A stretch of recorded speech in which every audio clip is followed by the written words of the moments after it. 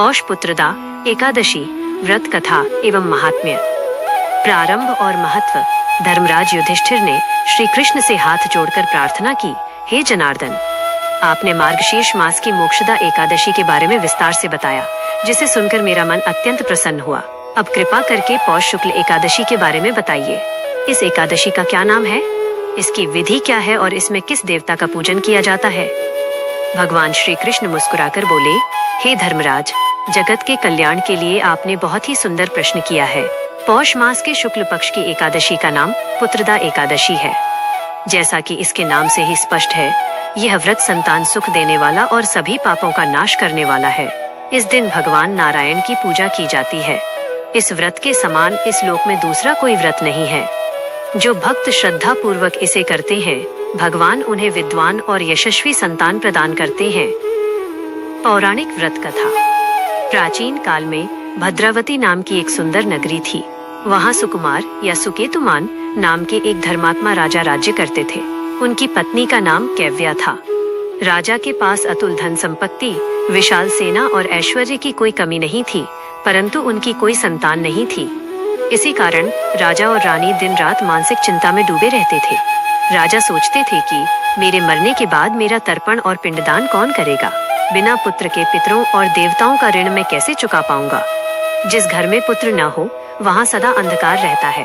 राजा को लगता था कि पिछले जन्म के किसी पाप के कारण ही उन्हें ये दुख भोगना पड़ रहा है। एक दिन राजा इतने दुखी हुए कि उनके मन में अपने प्राण त्यागने का विचार आया, लेकिन उन्होंने सोचा कि आत्महत्या महापाप है। इसी उधेड़बुन में वे अपना घोड़ा लेकर गहरे जंगल की ओर चले गए। वन में उन्होंने देखा कि मृग, व्याघ्र, बंदर और हाथी अपने अपने परिवारों और बच्चों के साथ आनंद कर रहे हैं। यह देखकर राजा का मन और भी अधिक व्यथित हो गया। राजा प्यास से व्याकुल होकर पानी की तलाश में भटकने लगे। तभी उन्हें एक सुंदर सरोवर दिखाई दिया। उस सरोवर के चारों ओर मुनियों के आश्रम बने हुए थे। राजा वहां पहुंचे और आश्रम में बैठे ऋषियों को दंडवत प्रणाम किया। राजा को देख ऋषियों ने पूछा, हे राजन, आप यहाँ इस निर्जन वन में क्यों भटक रहे हैं? आपकी क्या इच्छा है, हमें बताएं। राजा ने हाथ जोड़कर कहा, हे ऋषिवर, मेरे पास सब कुछ है पर संतान नहीं है। इसी दुख के कारण मेरा जीवन बोझ बन गया है। कृपा करके मुझे कोई उपाय बताइए।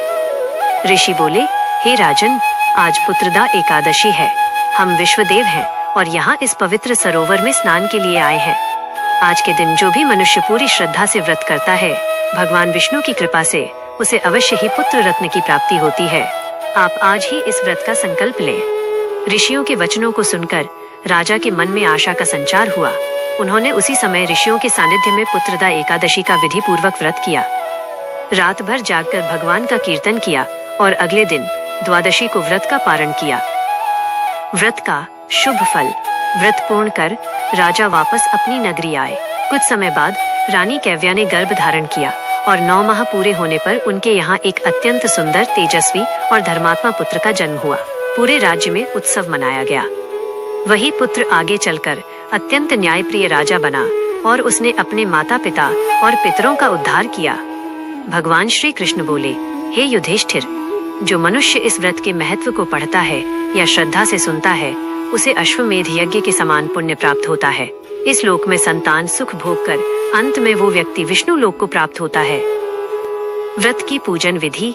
1. ब्रह्म मुहूर्त में उठना। दशमी की रात से ही सात्विक भोजन करें। एकादशी के दिन सुबह जल्दी उठकर स्नान करें। 2. संकल्प। हाथ में जल लेकर संकल्प करें कि हे प्रभु, मैं संतान प्राप्ति या सुख समृद्धि के लिए पुत्रदा एकादशी का व्रत कर रही हूँ। 3. भगवान का पूजन। भगवान विष्णु की मूर्ति या तस्वीर के सामने घी का दीपक जलाएं। उन्हें पीले फूल, तुलसी दल, फल और नैवेद्य अर्पित करें। 4. कथा और आरती। श्रद्धा पूर्वक ये कथा पढ़ें या सुनें और अंत में विष्णु जी की आरती करें। 5. दान पुण्य। इस दिन दीपदान और ब्राह्मणों या गरीबों को भोजन कराने का विशेष महत्व है। 6. पारण। अगले दिन यानी द्वादशी को शुभ मुहूर्त में ही व्रत खोलें। जय श्री हरि विष्णु। जय श्री लक्ष्मी नारायण।